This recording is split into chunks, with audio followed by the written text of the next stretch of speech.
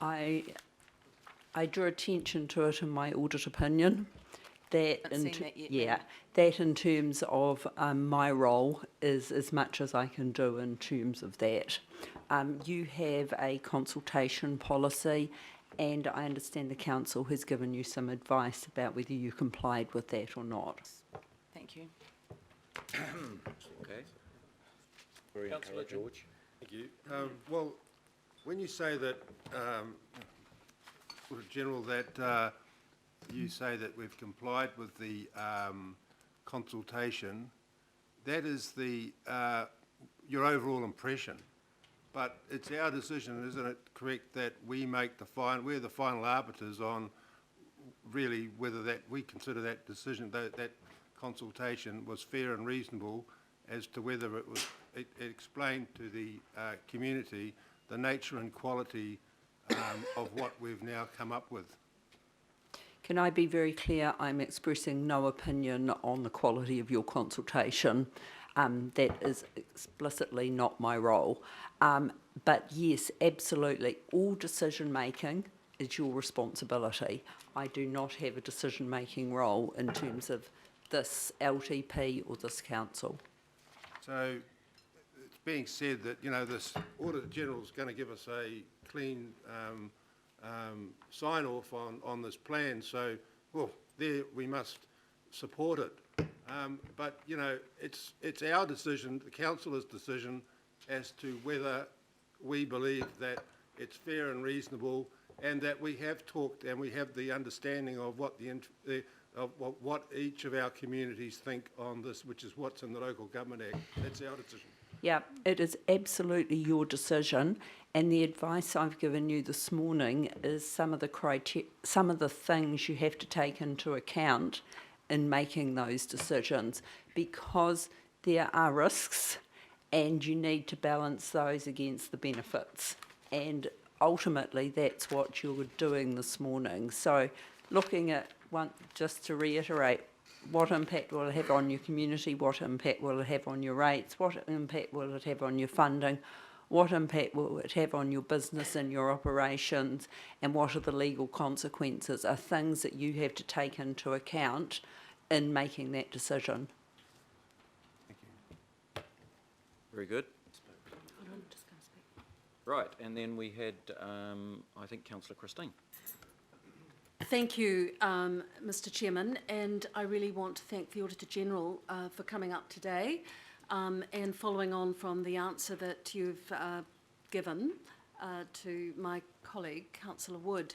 I mean, it does come to a matter of judgment, but judgment based on best information. And one of the big challenges has been for councillors, as we have been part of this journey over the last 5 years, is for councillors in the legislative framework, which has the Mayor leading the budget, is to get contestable policy advice. You know, I think that that is something that's generally agreed amongst councillors.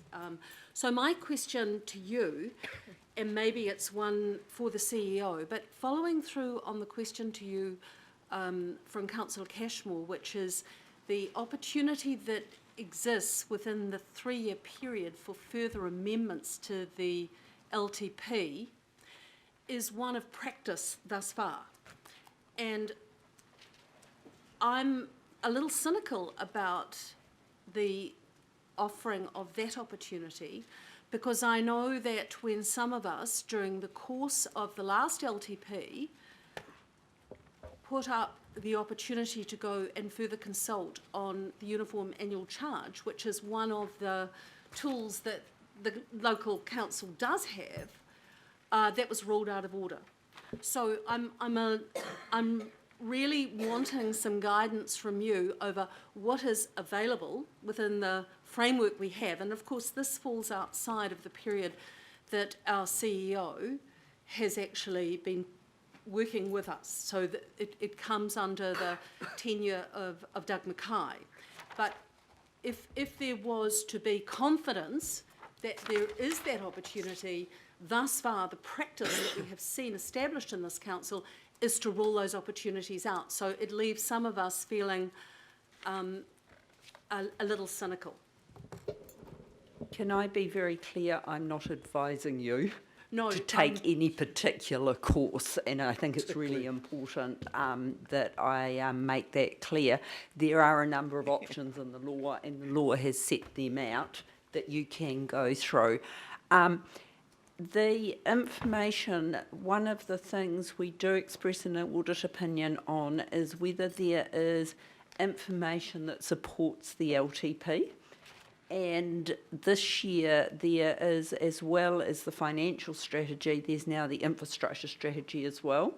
So over the period of the last 5 years, when I've been Auditor General, I've seen the amount of information improve. That doesn't mean it's perfect, but it certainly is improving. And our judgment as an office is that the infrastructure plan, together with the financial plan, together with the consultation document, are steps in the right direction. That's not saying we're at utopia yet. They're steps in the right direction in terms of improving information available to people. The matter you raised about contestable advice is most certainly outside my mandate and expertise. Thank you. Councillor Sharon. Thank you.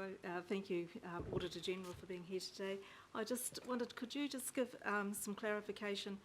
The day after we had the initial vote in May, we had, I think it was 5 councillors that had changed their mind and had decided that they didn't want to support the budget. If we had come to you straight away, you know, as soon as we'd been alerted to that, would we been able to then have another extraordinary meeting to vote on the budget? I understand that's within your power as a council to decide to do that. I wouldn't have expressed an opinion about whether you had an extraordinary meeting or not. That would be beyond my mandate. No, it's just that we only were made very aware of this just last week, and Yeah. it has been way back, you know, the 7th, 8th of May, so it has been a long time that the council has known there is a problem in that they possibly wouldn't have the numbers to support the budget. So, thank you. What we did was take the decisions on the 7th and 8th of May as proposed to make sure that they're in the LTP and that there's adequate support for it. Because otherwise I would be crossing a line into policy and decision making, which is a very precious line for me, and I wouldn't want to cross it. Thank you very much. Thank you. Right, are there any other questions of Councillor George again? Yeah, thank you. Look, I'm just trying to get some clarity around the consultation document. Now, there's a consultation document, then there was a supplementary document that went out to our communities. Do you think it's a bit strange that in this consultation document that went out to the communities, every household in Auckland, there's mention of what the rate increase is going to be, namely for residential properties, 5.6%, which is what we consulted on, but that's now said, oh, well, in the consultation document, there's a proviso there that we might have a bigger one. But, you know, it seems unfair to our communities that we're now coming up with this transport levy, which I'm curious, I just find it really curious that it's not in this document, and all of a sudden the rates for residential properties go up from 5.6% to 9.9% average rate. Now, is that fair and reasonable? And do you think that we've fairly informed the community of Auckland that that was what we were going to inflict upon them? The document I audited was the full consultation document. How you chose to actually consult that was your decision, and I think perhaps some reflection on that over time is going to be useful, but I am confident that my document the document that I expressed an audit opinion on was very clear about the implications. Well, just follow up on that, Mayor, if you may. We did a survey of Aucklanders, you know, by Colma Brunton. And in that document, it really only talks about two options, the motorway tolling and the fuel tax and a rate. But it doesn't talk about a targeted rate. And it's really concerning, I think, to me and other councillors, that in the document it talks about the motorway toll, the targeted rate, but then it says, do not read, don't like either option. So, you know, did you actually look at this document as well? Was that run past you, do you know? No, we didn't audit that document. I think it was run past us at some point in time. It was important to us. There is a section in that document that links through to the full consultation document, and certainly in terms of transparency, we felt that was important. That's good. Well, maybe in future it needs to be, I mean, I don't know how many people actually read the full consultation document, because you had to go online, it was a pretty thick document, whereas this is a very thin document and it doesn't allude to that targeted rate, and the quantum, which is virtually doubled. Hang on. So anyway, I'm just... Yeah, look, we just need to make sure that around this table on this date, what has been said is straight up. So can I ask councillors, can I ask the Chief Executive Officer, Steve, if he can just give some advice around what exactly is correct with that document before we release Lynn? So on page 9 of the household summary, it says, under either funding option, a targeted rate may also be required for 2015-16. It is there, it's in black and white, Mr. Chair. Right. Okay. Can I, is my full audit opinion there? Because I know we talked about the targeted rate as well. And the, just to be thing in terms of accuracy, the consultation document is only about 50 pages long. It is not a long document. No. Well, I know, and that was all part of the interesting discussions and prepping the first LTP under the new legislation. Okay, councillors, are there any further questions or comments of Lynn? Lynn, really want to thank you for your presence and for, as usual, your full and well elucidated reflections on the journey of Auckland. Thank you very, very much for coming along here today and for your audited opinion. Very much appreciated. Thank you, and I wish you all the best. Thank you. Thank you. All right. So now I next want to ask our Chief Executive Officer, Steve, for the issues that have not been covered, or if there are any other issues that he would like to cover, but for Stephen to reflect on and give us his advice in terms of the decision making today and going forward. Thank you, Mr. Chair. I think it is important just to restate that the council is always required to have an adopted long-term plan.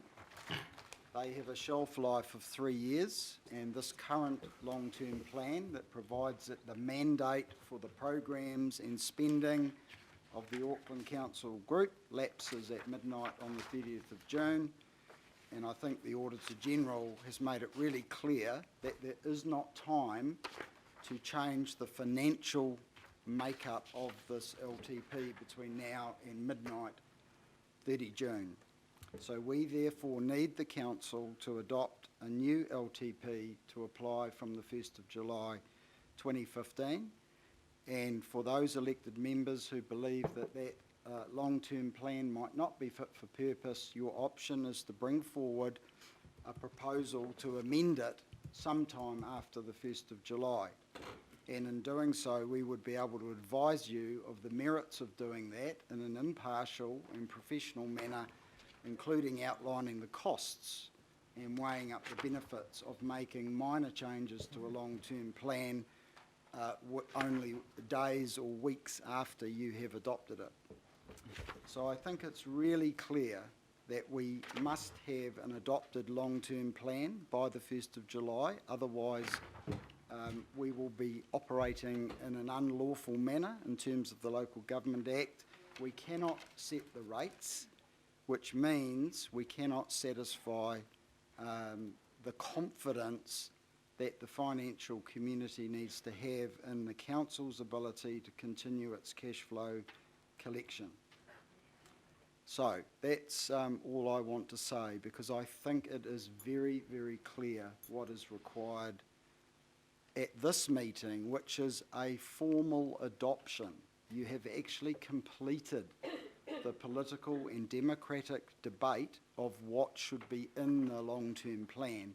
You did that on the 8th and 9th of May, and you adopted those decisions at the governing body on the 9th of May, and I think it is regrettable that the community have become confused that today is actually a day to debate the content and the financial picture for Auckland as part of the long-term plan. That day passed and finished on the 9th of May. I'm now going to hand over to our new Chief Financial Officer, Sue Tyndall, to outline the commercial and financial ramifications of not adopting an LTP by the 30th of June. And then Cecilia will be able to answer further legal questions that you might have. And she may also like to briefly outline the ministerial options that exist once the Minister is notified that we're in breach of the Local Government Act. So